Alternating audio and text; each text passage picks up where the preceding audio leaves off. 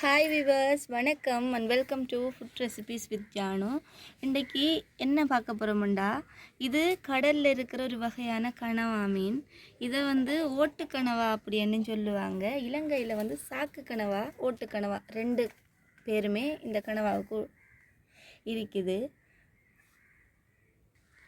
இது ஐஸில் தான் கூட வச்சு தருவாங்க. இது கடலுக்கு போன ஒரு ஆள்கிட்ட நாங்கள் வேண்டி எடுத்தினாங்க. இப்போ தானே அவர் கொண்டு வந்தவர். அப்போ இதை நம்ம வெட்டிட்டு எப்படி சூப்பராக ஒரு குழம்பு கொண்டு வைப்போம். நல்ல மசாலா எல்லாம் போட்டு நல்ல ஒரு குழம்பு கொண்டு செய்வோம். நல்ல சுவையாக இருக்கும். இது மொத்தமே 2 கிலோ இருக்குது. இதுக்குள்ள ஒரு பெரிய ஓடொன்றும் இருக்குது போல்.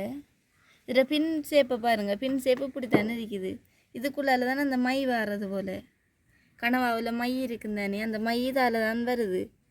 பாருங்க எப்படி இருக்குதுன்னு சொல்லி மையை பாருங்க எப்படி இருக்குன்னு சொல்லி.